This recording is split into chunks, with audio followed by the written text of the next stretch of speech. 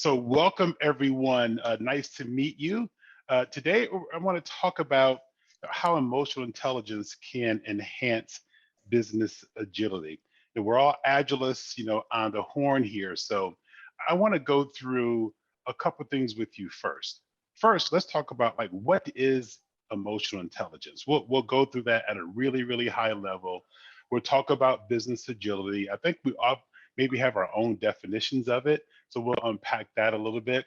Of course, we'll just show the Agile manifesto. I'll tie some things together over the Agile manifesto and my idea of how emotional intelligence can enhance a business agility. Right? We'll talk about my Agile journey. I've been on this journey for quite some time now. I have a couple of stories. I have a case study that for me really pulls out how emotional intelligence helped a hospital in Boston be really super successful. I also want to hear about what have you accomplished, using emotional intelligence, right? Using your empathy, using your self-awareness. And then at the end of the program, and throughout the program, ask questions. We're going to have a conversation.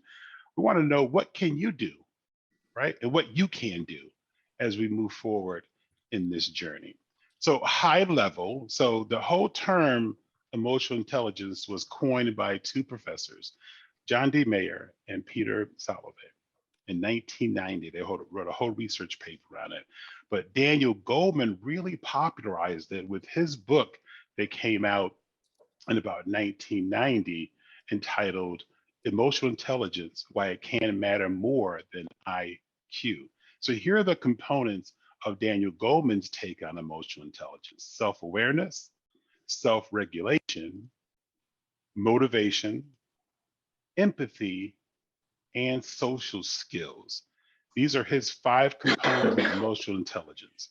We've seen this before, I would imagine, in some of our Agile courses and some of our project management courses that we've all taken over the years, right?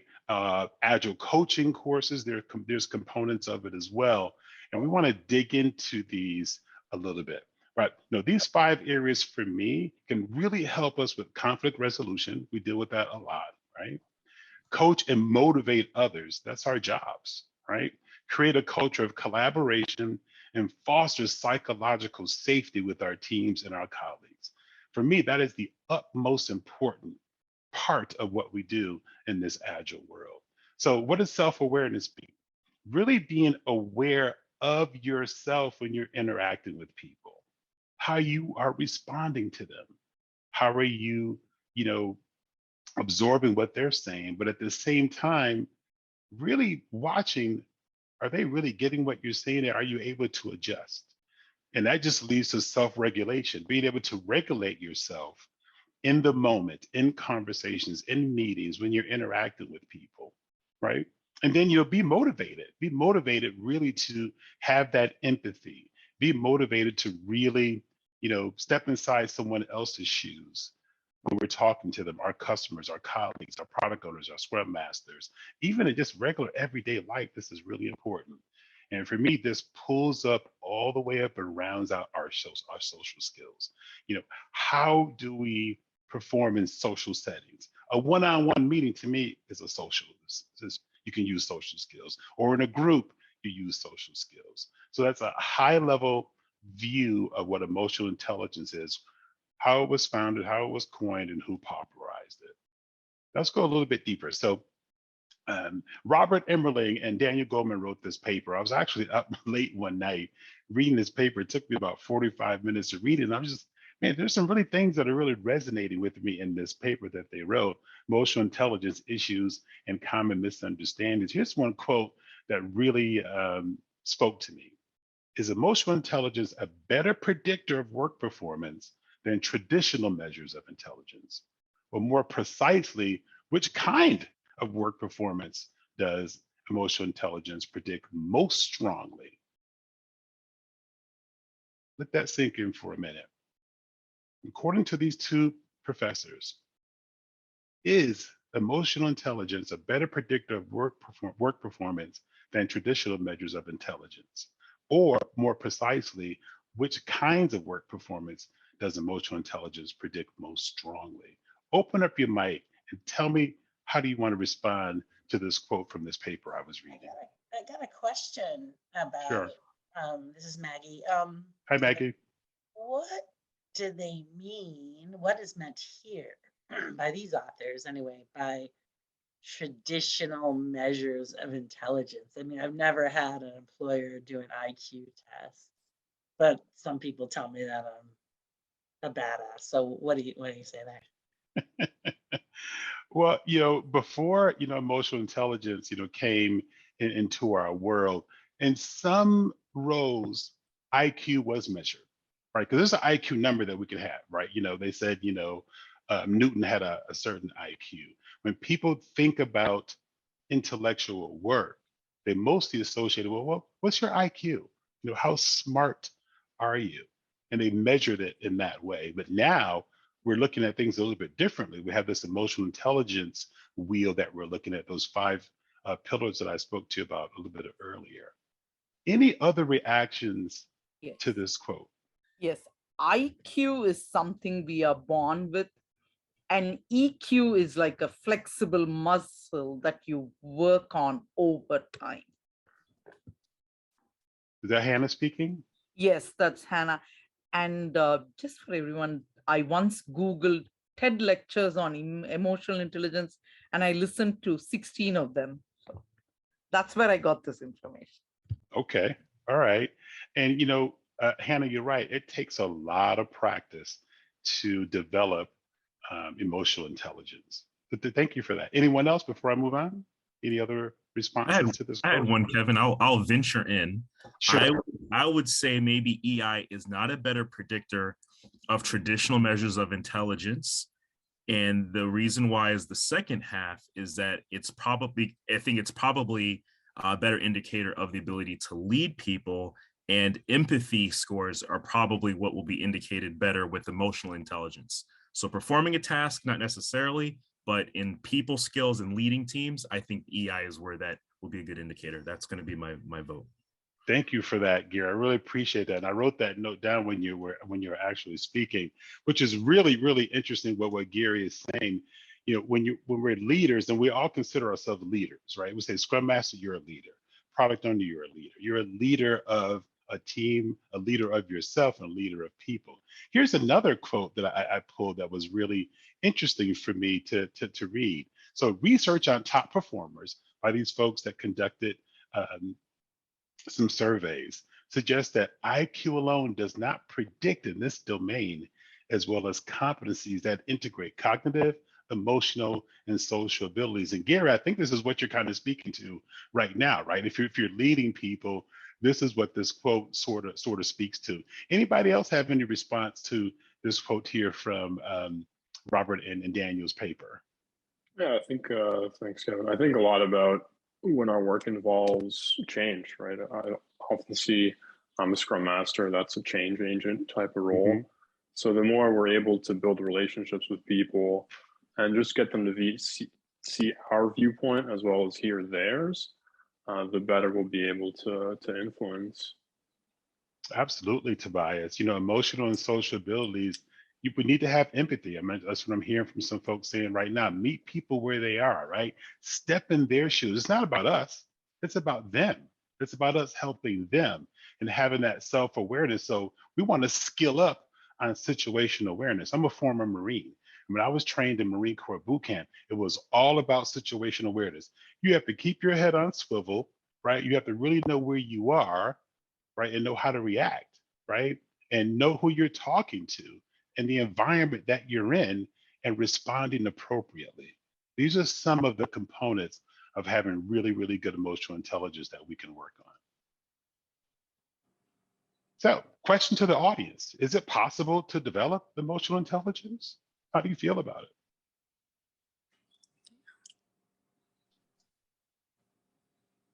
Open those mics up. Yeah. Yes. Yes. And I have a quick comment. I was listening to a LinkedIn article. Every human has, on an average, 60,000 thoughts, out of which 45,000 are negative. So if we repeatedly program ourselves to be more positive, we become more emotionally intelligent. Hannah, that's really interesting. I haven't heard that before. 60,000 thoughts. And And 45,000 are negative on an average. wow. So we have to do some balance in here, don't we, Hannah? That's some serious work. Yeah. Right. If I'm having 60,000 thoughts a day, man, I want 59, 99 of those thoughts to be really positive, but we are humans, and that's the way the mind and the heart work. So Hannah, wow, really great, interesting thing there. I wrote that one down. That's a good one. So anyone else, do you think we can develop our emotional intelligence? And if you say yes, and some folks, I saw a thumbs up and say yes, how do we do it? How do we You know, develop emotional intelligence? Kevin, I would definitely say yes. But I think as many of us are now in this virtual space, I think there's a little bit more nuance about how you manage that. I started a new role in the pandemic. I have never seen anyone that I work with in person or from the waist down. Right. And Want to see those sweatpants and house shoes, right? I'm fully dressed, by the way. But I think that that's something to, to be aware of, that it's one thing to see people in their full, physical manifestation and seeing people. And then it's another thing to see only a portion of them and have to navigate. So what I've learned from the emotional intelligence perspective, I have to be able to, my other senses are a lot more heightened because I'm not in a physical room with people. So I just wanted to share that. I say yes, but challenging in a virtual environment. I agree with you 1,000%, Phyllis. Somebody else wanted to say something? I heard somebody talking. Yes, I would say I would agree with her, because the body language also doesn't come into play on these virtual videos. Yes, you get the face, but still the eye contact, and you're listening. I'm listening very carefully and paying a lot of attention, because when you're in a room, in a conference room, and you have the whole person there and you're kind of interacting with several people, it's kind of very different environment. Absolutely. Just think about it. Like if we were all like in a hotel conference room right now, right?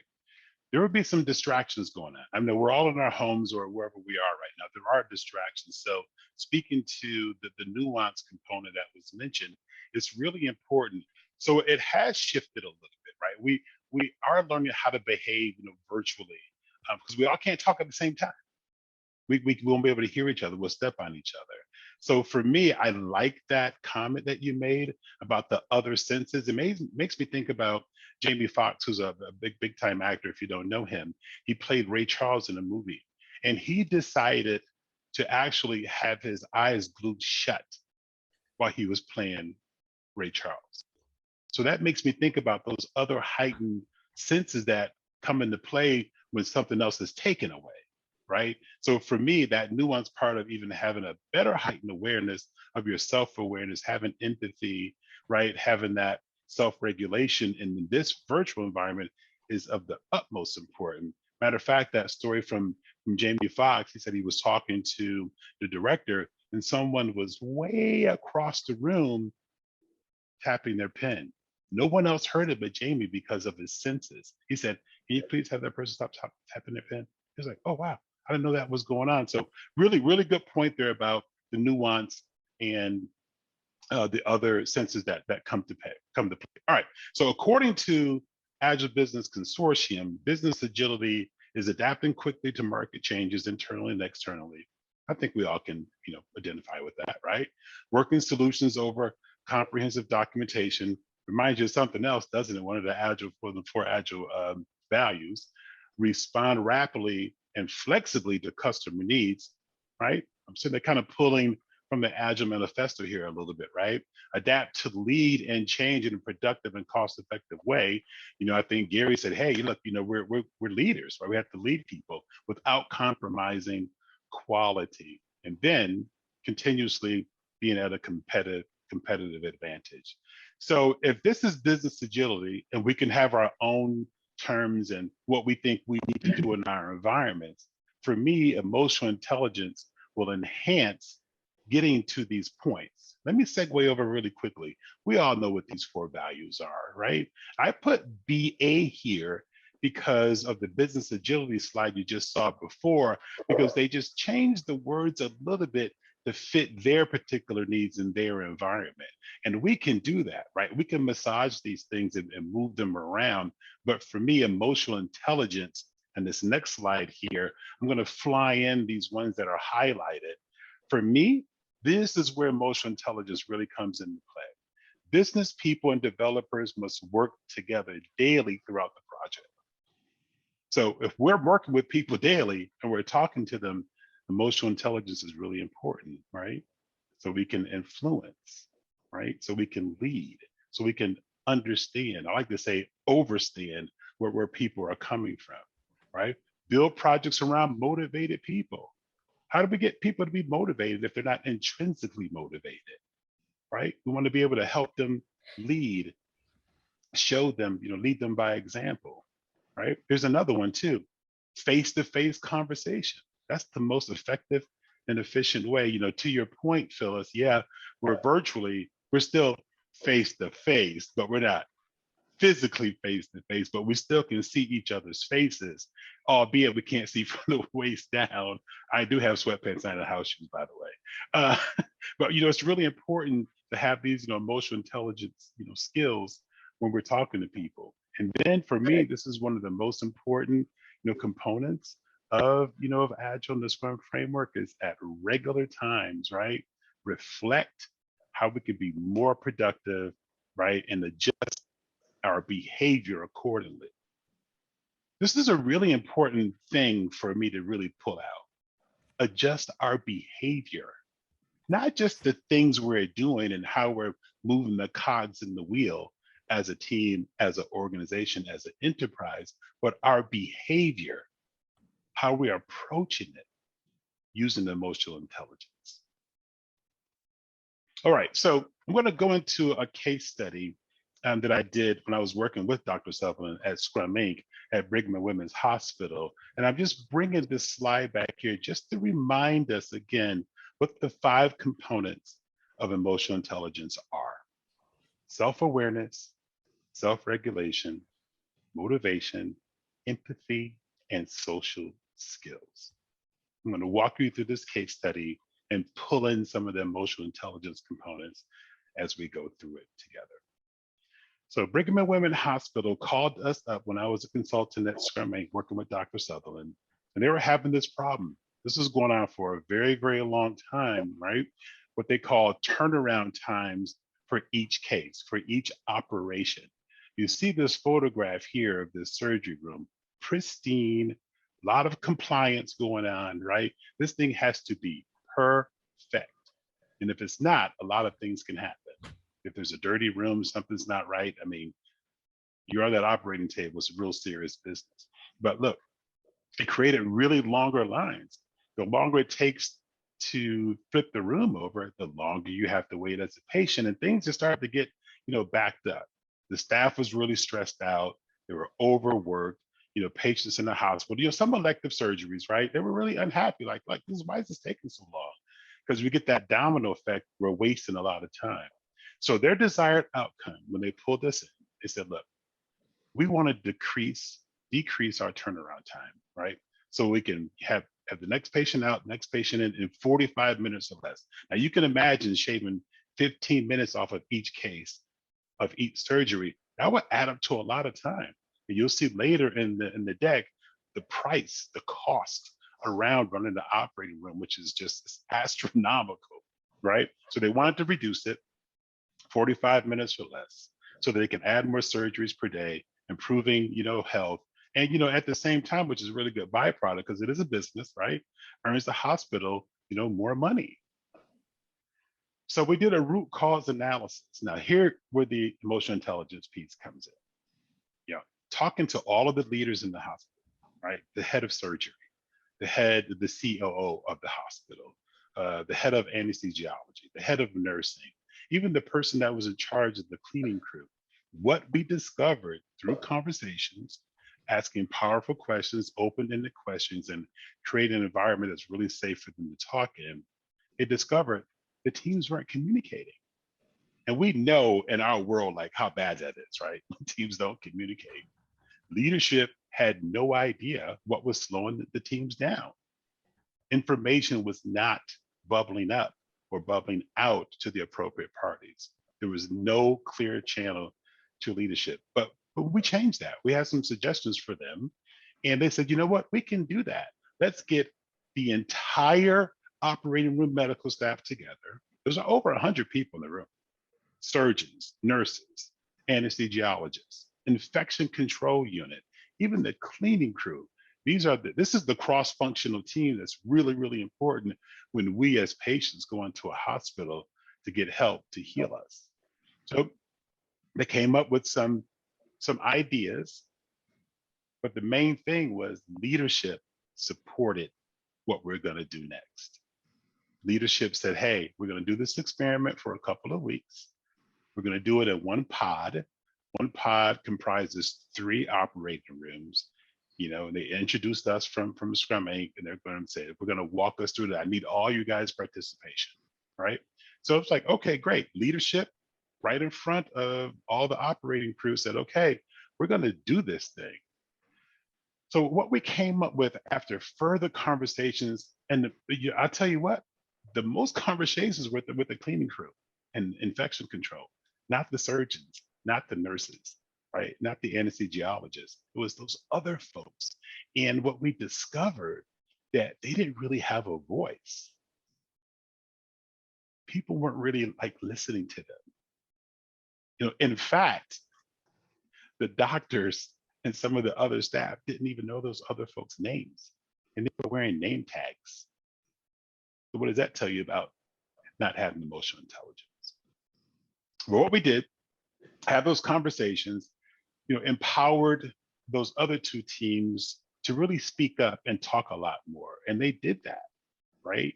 And the nurses and the doctors started paying attention, like, okay, wait a minute. All right. So I said, let's do these innovative sprints. We're going to do the whole sprint cycle in 5 minutes. So you can imagine when a surgery happens, they have to get that patient out and the next one in. There's not a lot of time in between. They're cleaning up. They're getting the room turned over. It's chaotic in there. It just blew my mind. I have so much respect for people in the medical field, right? So this situation, this 5-minute innovative sprint, really forced them to talk about what impediments that were coming up.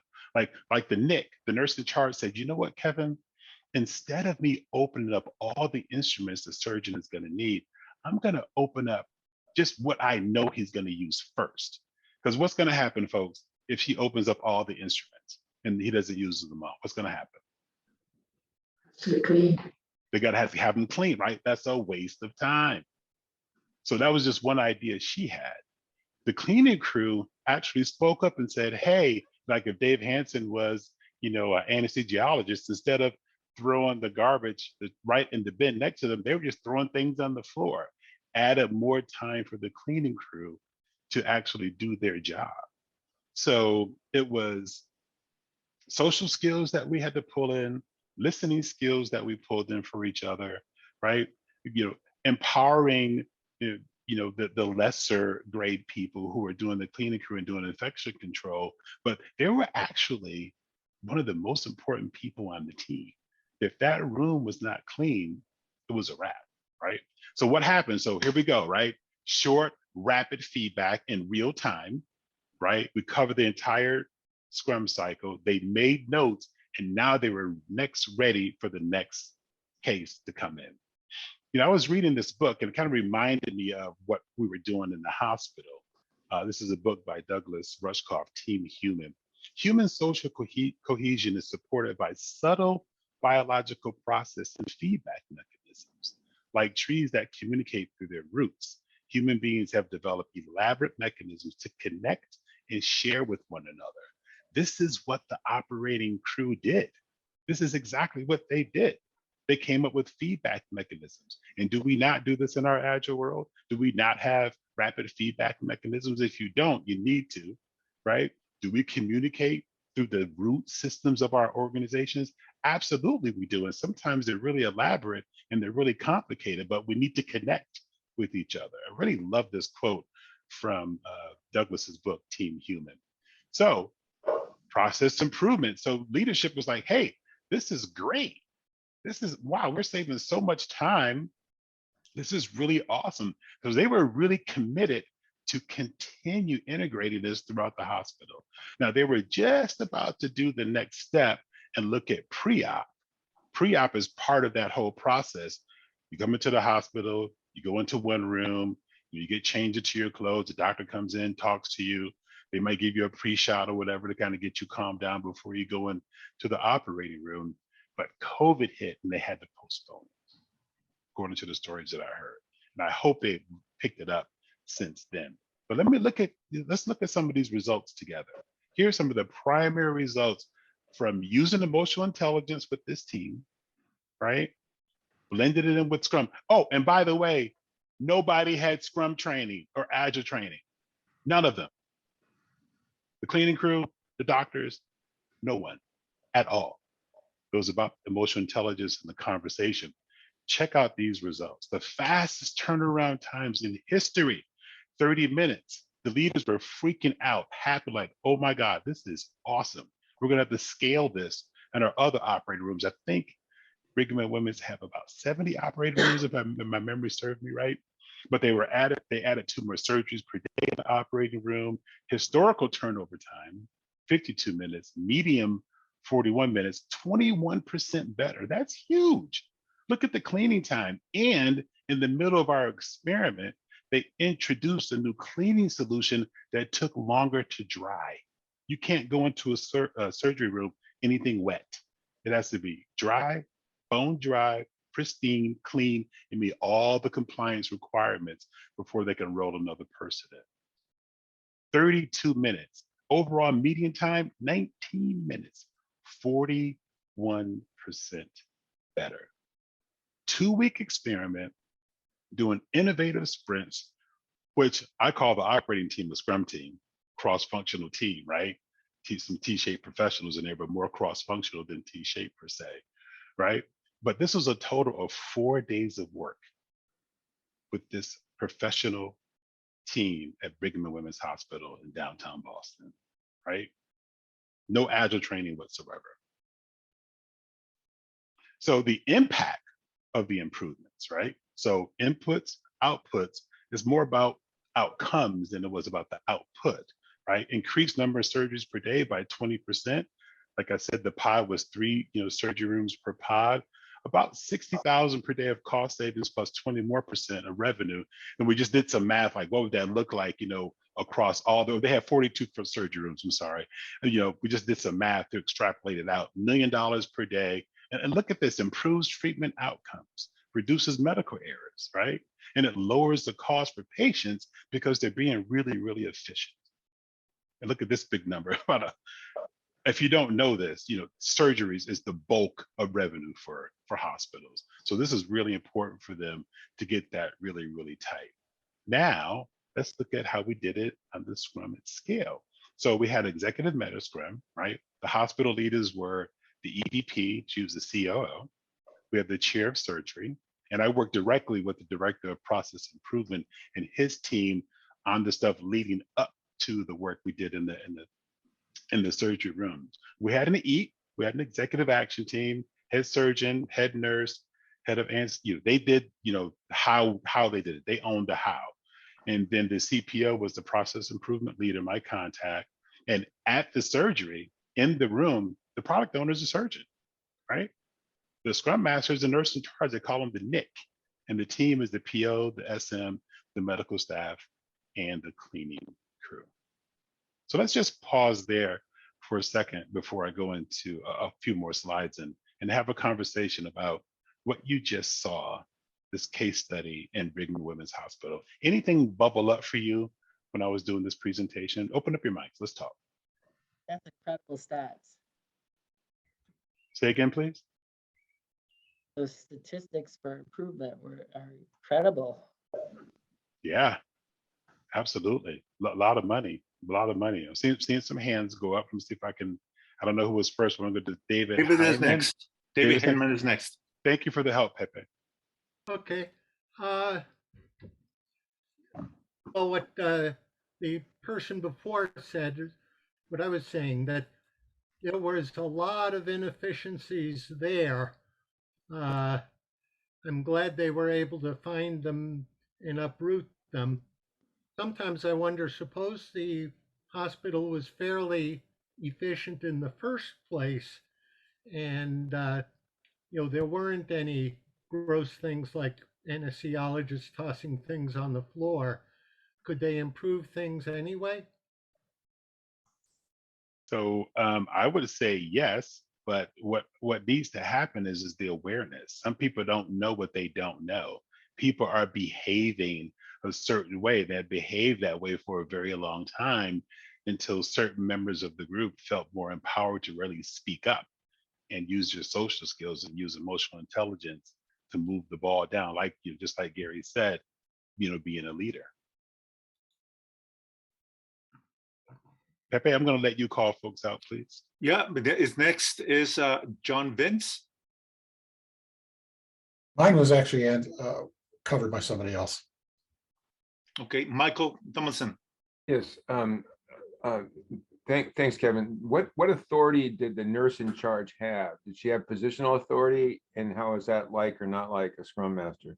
Oh man, this particular nurse in charge, and the nurse in charge role, from what I see, they scrum that whole room. I mean, they say, okay, you go here, you come here. Nope, yes, move this around. They all looked at the nurse in charge, whomever it is. They're the scrum master for that process. And as opposed to a facilitator of an empowered team, this nurse was calling shots. Absolutely. Absolutely. And that was my first time being in a surgery room when a surgery was happening. When the actual surgery happened, we had to step out, but I was there right up to the surgery. I could see through the room. It's a really choreographed dance that they have to do. And that Nick, that nurse in charge, who we labeled as the scrum master for the process, is really on point. And they make really fast decisions really quickly, depending on what the situation is. So the nurse really had that self-awareness, that situational awareness, which is a component of emotional intelligence. Thank you. Amy McLean is next. So I don't know if you know what I'm going to say, Kevin, but it doesn't have to be IT. Finally, the representation, it doesn't have to be IT. Scrum works anywhere for anyone at any time. I am so glad you did this, especially in COVID times, because it is proof, and I can use this now to say, I don't care that you're finance, I don't care that you're legal, I don't care that you're compliance. This works. You don't have to be IT. So thank you very much for that. I appreciate it. Yeah, Amy, for me, it's industry agnostic. Yes. It really is. And, Scrum at Scale, Scrum, Agile, all that stuff can be applied appropriately in, certain situations, right? We just have to have that emotional intelligence to be able to discern what pieces to use and how to use the Scrum at Scale framework to pull the best out of companies. Absolutely. I will be quoting you heavily when they say, I'm not IT, it won't work for me. Kevin Ball. So we have 5 more questions, Kevin. Can we afford it, or do we? Oh yeah. Well, what time's the stop time for me? 8:30? No, we have time. So okay. Bernadette, you're next. Hi, thanks, Kevin. So I just wanted to understand maybe a little bit more. I may have missed it, but so you did this basically a 5-minute sprint, and you did that for a week, and the focus of that was on how can we improve the process. Did I understand that correctly? Absolutely. Okay, and then they obviously must have, like, as they had ideas, they would rapidly implement them right away and check to see how it was working and so forth. Okay. Yeah, it took them like 10 minutes to implement their ideas. Yeah. Right. Yeah. So for me, this is really important, Bernadette. I'm glad you asked that, Bernadette. I'm glad you asked that question. So think about in business. We know what decision latency is all about, right? Yeah. You can't have decision latency in the surgery room. So I want us to treat our business like the surgery room, like make the decisions, have that rapid feedback, right? Scale, do the multi-learning as fast as you can so that we can have business agility. That's what it's all about. And I'm just curious, so quick follow on. Sure. So I've been in the healthcare industry for a couple of months now, so kind of seeing some of this, but there's a concept that they often use, huddles, which are very much like a Scrum meeting, right? Yes. Did they talk, Yes. how did they have huddles before this, and how did they see this like related to a huddle? That's what they called it. Okay, fine, got it. Yep. They said we're going to huddle up. I'm like, I don't care what you call it, as long as you do that thing. Okay. Right? They would have huddles. Matter of fact, what introduced me to the hospital, this is Kevin, look, for the first month, we want you to go to the hospital huddles, Bernadette, that had security, that had operations, that had, all the bed swapping they had to do. Like, it involved every operation of the hospital. It was a big room. There's about 30 people in this 30-minute huddle, which we call daily Scrum, right? Yeah. Every day for 30 minutes. And I was really impressed by that. I'm like, okay, so great. They do huddles. They meet every day. They're doing their daily Scrum. I'm thinking about this in the back of my head. And what I don't do is try to go in and change their nomenclature. I don't care what you call it. As long as inside of what you're doing is function like how we all know it should function, I'm good. Yeah, I'm with you. I'm come from, obviously, from Scrum and so forth and software development, and now seeing it in healthcare, and different word, but same kind of concepts. Thank you, Bernadette. Denny's next. So I just wanted to say that I was most impacted by the fact that what seemed to me is the group that made the biggest impact was the cleanup crew, which is generally the people that aren't considered as important as the rest of the crew. Bingo. And it really brings to light that your team is a team, and you got to get rid of those expectations. Oh, well, they have a degree, so they're much more intelligent. It's a whole team, and you have to work together as a team and get rid of all that baggage. Absolutely. And listen, that was Danny speaking. Yep. What she just said was IQ versus EQ, right? So I saw a class system in the hospital when I first got there. To your point, the cleaning crew, mostly people from different countries, don't have degrees, language barriers, and so on and so forth, but they played a key role in the entire process, right? Everybody had their role, right? Of course, the surgeon, they study, they have to cut somebody open and fix something, so on and so forth. However, I'm so glad, Danny, you brought that point in, because it's really super important. All team members are team members. And, I've been doing this for a while now. We go into organizations with all these titles and, oh, I'm this person, I'm the, whatever. I'm like, look, what's your function? What piece of the cog are you going to help keep well-oiled and clean to keep this machine running in the most efficient way? So, Danny, I really appreciate that point. Thank you. Next is Sherry C. Sherry, you're up. She's on mute. Okay, very well. Next is Victor. Yes, hi. What struck me most about the case study in the emotional intelligence piece was communication had to open up amongst the whole team, awareness to each other, awareness to accountabilities as a team, as we talked about. And we know that Scrum is based on teams and not individual outcomes.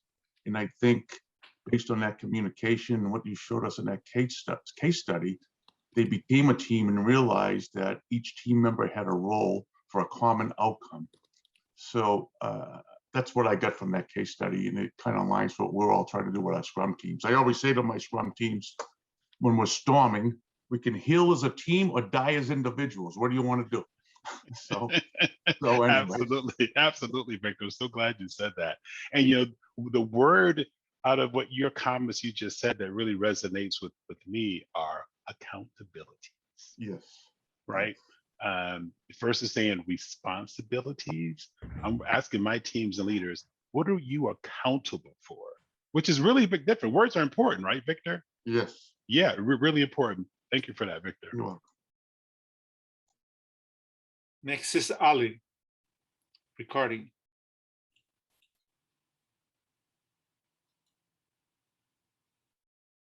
I think he's trying to get off of mute. Okay, so I'm going to read Sherry's question. Okay. If nurses are Scrum Masters, do nurses make sure, for example, retrospectives and other Scrum ceremonies happen? But no, it wasn't like that at all. No. So the events that we did, we called them innovative sprints. You know, I called them innovative sprints. They called it a huddle, and I let them call it a huddle, right? But it wasn't a how we think of what, you know, ceremonies and events are. They did that really 5-minute huddle after the surgery so they can say, okay, let's do this better, let's do that, stop this, start this. And they had no Scrum training at all, like zero. So this is what's really powerful, folks, that we know what Scrum and Scale is all about. We know the Scrum framework. We know the power of these innovative events, and they call them huddles. But I just facilitated the conversation, right? Just move them in the right direction to help them realize, understand what someone just said too was, you know, the communication. The communication had to open up, and people had to feel empowered. And all folks across the organization need to do that, right? Just because somebody's a cleaning crew or they may be a lower level title person in the organization, they may have the best idea in the entire building. Phyllis, and then we go back to Ali. Okay. Kevin, I just want to thank you so much for this example. I work for the Mayo Clinic. We're in the process of an agile transformation. I love that you actually create a space for the executive voices.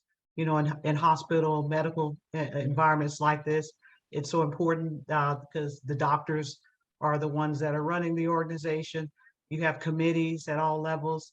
And so I've been trying to figure out how to do that. So I love the executive meta scrum, executive action team. Thank you for sharing how you did that. And also just how we can be flexible, just going in with the agile mindset, but being flexible about how we apply it.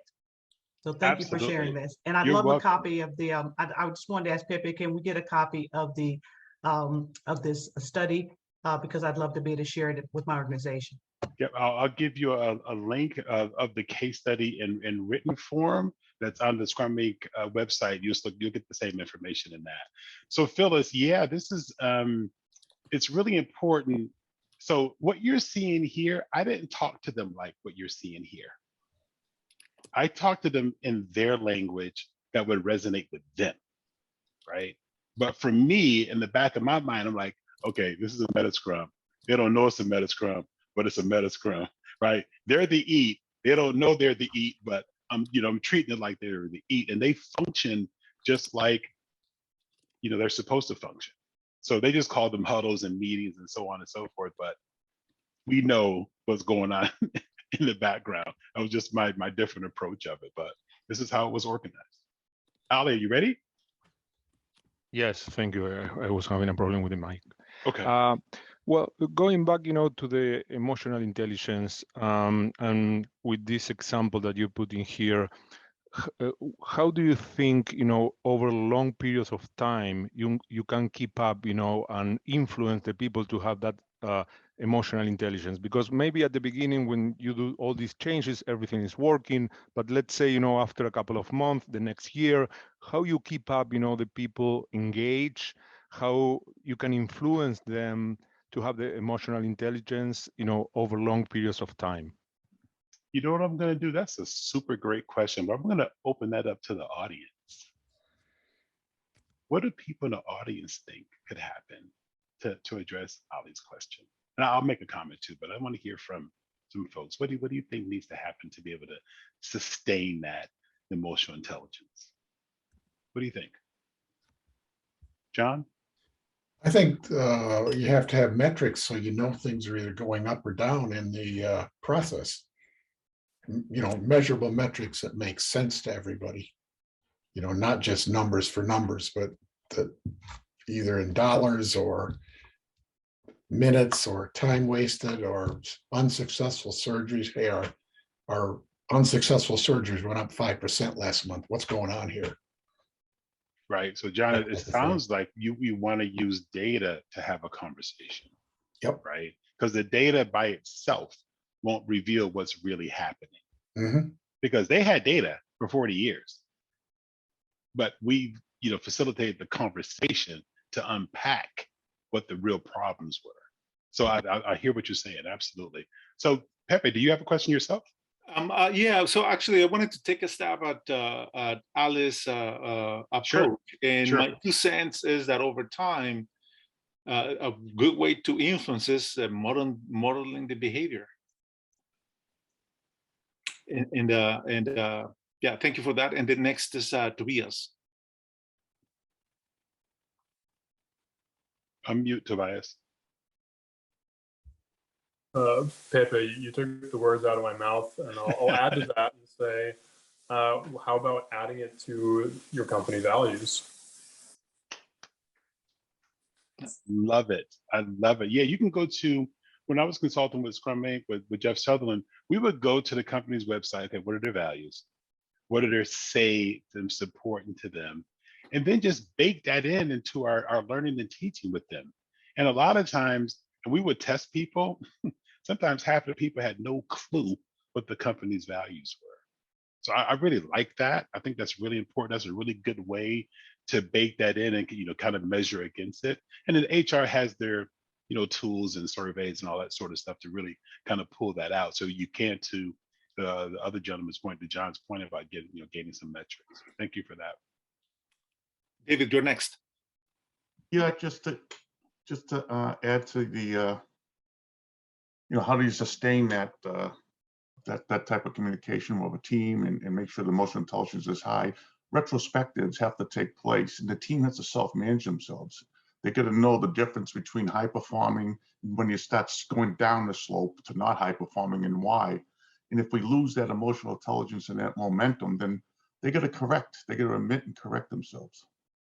Absolutely, absolutely. The retrospective is the playground for that, right? And what we want to do is have scrum masters and or other people on the team that really has a high level of emotional intelligence where they can teach and model that behavior so it can permeate throughout the team. And you're absolutely right, being able to sustain that through the retrospective or whatever they call it in their organizations when they sit down at a certain time box to review how they can get better as a team. Quick time check. It's 7:58. Just the time check, and then next is John Vince.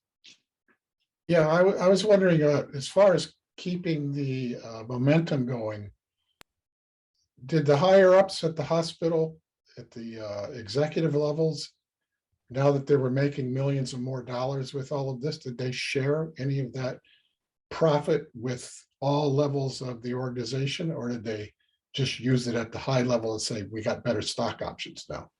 Well, because if you don't share with the people, I mean, right, you'll never keep continuation going if you don't share the results and the improvements with the people who are doing the effort. Really good point, John. I don't know what they did. I mean, it was an experiment that lasted a month, and the numbers you saw, we just did math. If they were to spread that out to the other 42 operating rooms, that's what that savings would look like. I don't know what their business model is like in healthcare and businesses, but I think that's awesome. I think people should do that, and I think you're right. I think it would be a really good way to sustain it. Okay.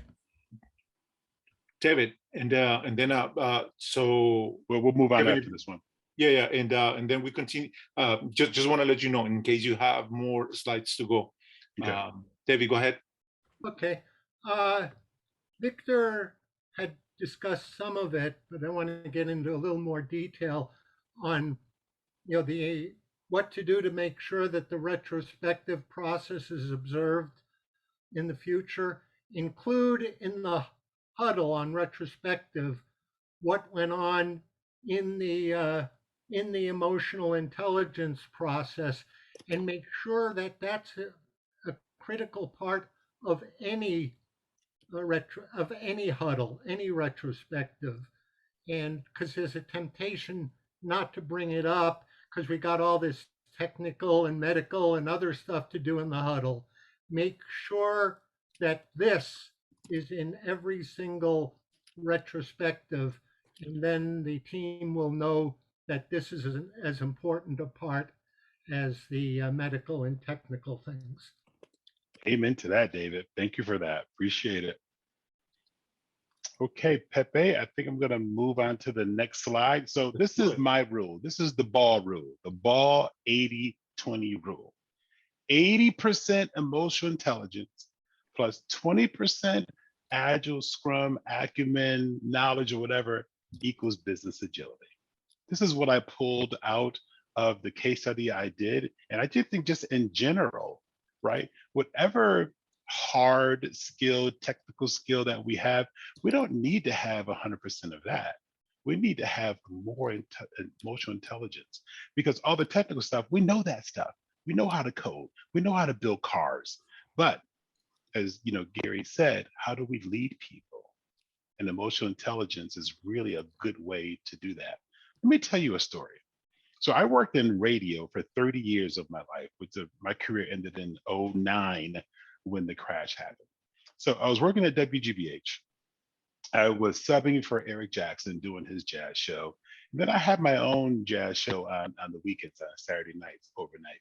And I would do some voiceover work for PBS, so on and so forth. I had young twins. I was only working, part-time at that point. This is before I started working at Harvard in 2002. So I called the program director and I said, Bob, I really need a full-time job here. I mean, I'm providing value. Everybody likes me. My reviews are really great. My audience numbers are really cool. And he says, Kev, I just don't have any money. I don't have any positions. So my emotional intelligence kicked in and just started asking questions. I said, okay, I understand, Bob. I said, well, what's going on new with you? What have you been up to these days? What's been going on with the radio station? He said, oh, well, I'm rolling out this new talk show called On the Money. It was about stocks, Wall Street, so on and so forth. So I don't know if he remembered or not, but I used to work for Clear Channel, WOAI in Texas.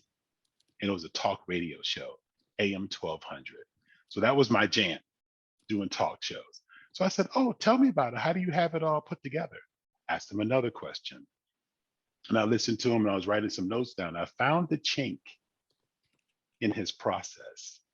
He did not have a producer. So he's saying, Kevin, what's a producer in the talk show? This is the person that pulls in the telephone call, writes the questions, feeds them to the announcer, works with the director, the sound engineer, and everyone else. This person is like the octopus, kind of like the scrum master, if you will, right? And once I explained to him that was his whole, what do you think he said to me the next minute? Open your mic. What do you think he said? You're hired. You're hired. He's like, oh my God, Kevin, you just saved my butt because this happens next week. So I was just like, oh my God, it was so great. So it was a full-time job producing On the Money for WGBH in Boston.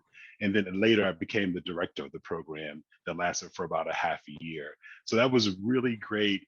But what leads up to that story is another radio story. But I was a kid when this happened. I was 16 years old. I grew up in Syracuse, New York. So WAER is part of Newhouse Communications in Syracuse University. You may or may not know this, but a lot of the broadcasters all over the country went to Newhouse Communications Center to get their training. So my grandfather, he had his own grocery stores back in the 50s and 60s, and he later went to work for the New York State Employment Office. He said, son, here's a list of jobs that you think you may want to pay for. It was called the CETA program in the 70s. I don't remember what the acronym meant, but it was for youth in urban areas to get jobs. And he said, here's a list of jobs. One of them was at WAER. But even before that, I went up to the radio station, knocked on the door, kind of lied my way in through the security guard, and Butch Charles was the DJ. And he ignored me for 2 hours, but I'm tenacious, right? I'm not moving. Okay, I just looked at him. He finally let me and said, what do you want, kid? I said, Butch, I love your radio show. I just want to just watch and learn. And what got me interested in radio was in the 6th grade. My 6th grade teacher took us on a tour of radio station. That kind of gave me the radio bug. At any rate, he says, come on in. When you see that red light comes on, it says, I'm here. Don't say anything. I had my pen, I had my pad, and I took copious notes. Fast forward to the summer, my grandfather gives me a list of jobs, and one was WAR. When I went to the interview, guess who interviewed me? Guess who interviewed me? Say it. Your destiny, definitely. Yeah, the guy that let me in to watch his show, he was like, I remember you. Talked for 10 minutes, said, you're hired. So that was my first introduction to doing radio. And when I was in high school, I actually took college courses at Syracuse University, doing radio programming and so on and so forth. But again, right, using emotional intelligence, being self-aware, asking the right questions, having empathy, right? Really, being calm, know your environment, know where you are, right?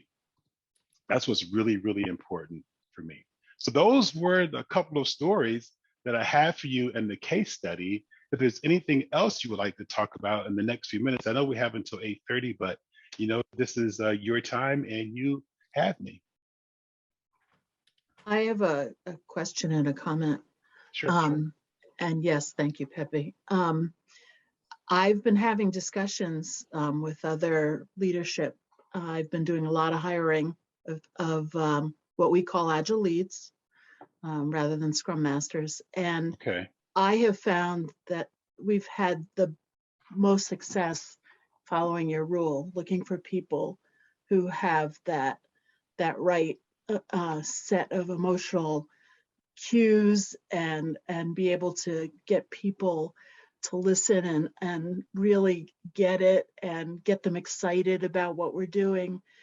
Anybody can, no offense, Jeff, anybody can learn how to do this stuff that we do, but they have to have the right personality and they have to have EQ, that emotional intelligence. And I had a challenge with one person who was trying to help coach him on having more of that and just couldn't step away from seeing things from another person's point of view, couldn't do that. So I think it's yes, you can learn it, but not everybody can learn it. Thank you, So Lisa. That's my really two interesting. comments. Agile leads versus Scrum Masters. All right, cool. I like it. Any other questions or thoughts? Kevin, I'm going to indulge myself and ask you to elaborate on one thing that I found very interesting. Social skills does not necessarily mean emotional intelligence. Can you elaborate a little bit? Often folks that have those sort of soft skills are typically poised to develop emotional intelligence, but that is not always the case. Would you mind elaborating on that a little bit? Yeah, I mean, according to Daniel Goleman, who is renowned in this emotional intelligence field, that is one of the components of it, having social skills, right? So you saw the his 5 components, and for me, it wraps up into having really good social skills. So what does social skills mean? To me, it means what he said: self-awareness, self-regulation. When you're talking to people, really noticing how they're responding to you.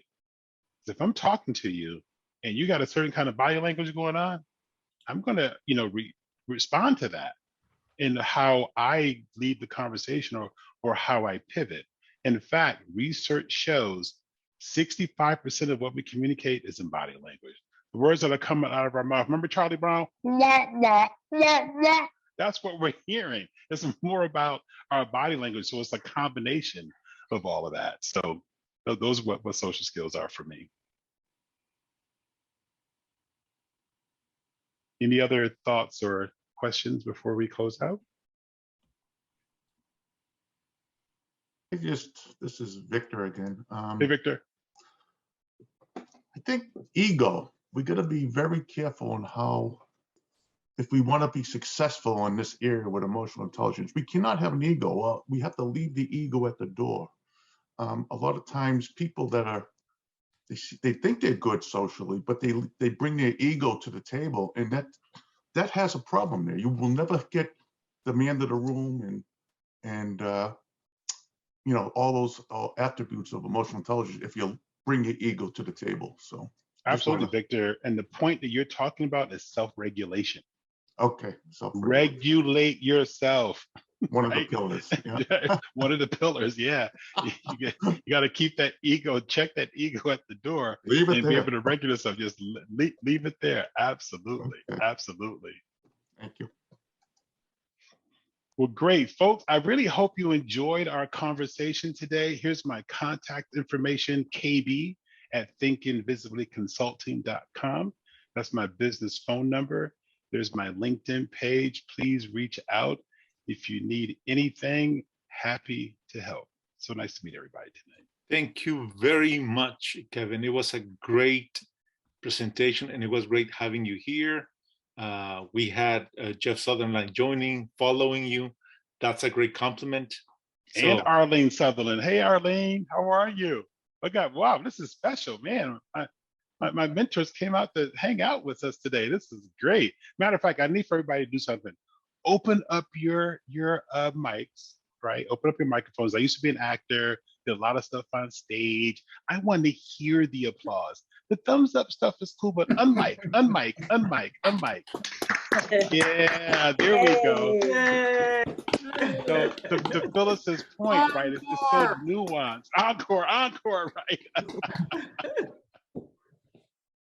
Kevin, can you put the link to the case in the chat so that we can follow it? Absolutely. I'll make sure I'll share it with the team as well. Thank you. Absolutely. Let me end this slideshow. Hey, Kevin?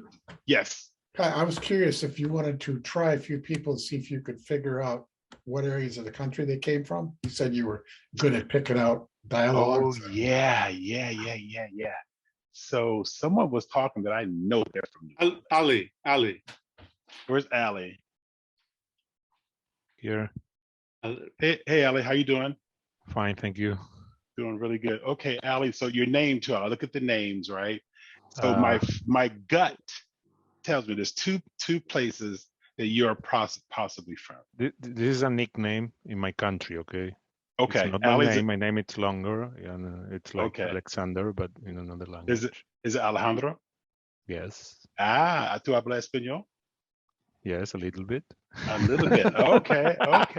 A little bit all day. Yes. A little bit all day. But is it your primary language, Spanish? Yes, it is. Okay. ¿De dónde eres, Ali? Where are you from? Argentina. Argentina. Yeah. Got that right. Next. Let me see who else we can pick on here. There's somebody that really had a strong accent that was talking earlier. Can't remember. Hannah? You still here, Hannah?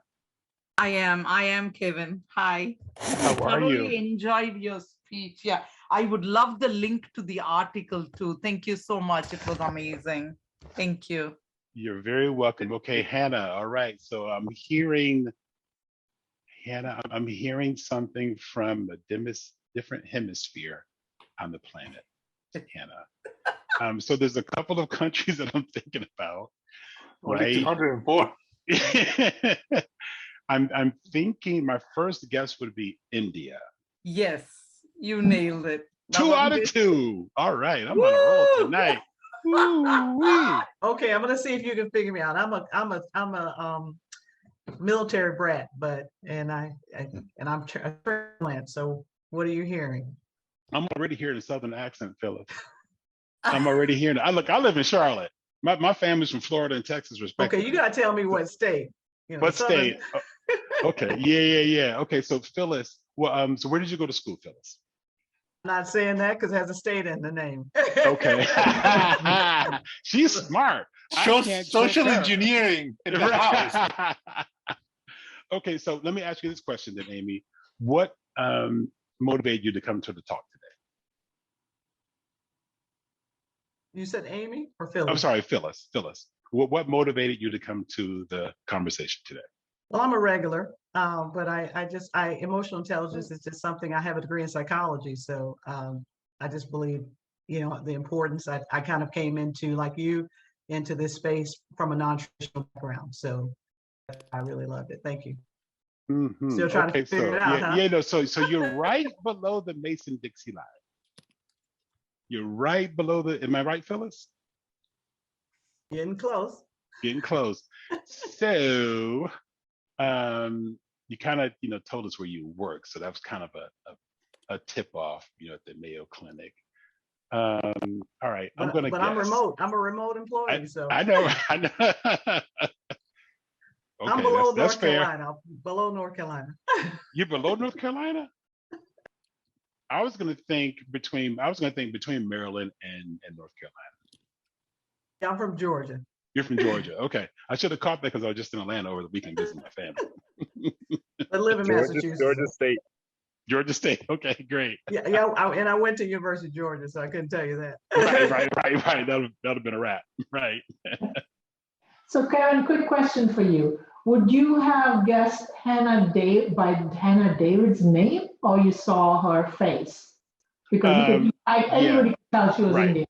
Right. Yeah. I mean, yeah, the look and also the accent as well. Those two things really, and I would usually do this in person with somebody, so that would be a tip off anyway, right? Yeah. Just to see them. But yeah, that's the game that I play. I'm almost about to put the link to the case study in the chat, folks. Give me 1 second. Thank you. It's coming. You're very, very welcome. You're very welcome. Okay, here it comes now. Let me copy and paste case study right there on the Scrumming site. There you go, folks, right in the chat. And Kevin, I'd like to definitely invite you to come if you haven't already spoken to Agile in Color. It's one of the Scrum Alliance groups. Love to have you speak to us at some point. Absolutely. Yep. Just ping me. And did you write down my email address and phone number? Do you have it, Phyllis? Yes, I'll drop the link for Agile in Color in the chat. Okay. Too. Okay, great. Yep. Anytime. I didn't get the chat message. I don't know. Sorry. Could be technically challenged thanks to my master's in IT. Oh, wait a minute. Let me wait a minute. I need to do it to everyone. Hold on 1 second. Let me do it again. Okay. What about now? Yes, now we got it. Okay, great. Yep. It was not me then.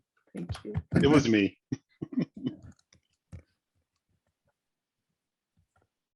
Great. All right, folks. So thank you very much. I haven't eaten dinner yet. I think it's time to pour a little glass of whiskey and maybe eat some soup and just be a couch potato for the next little while. So nice to meet everybody, and I look forward to joining Agile New England for another event in the near future.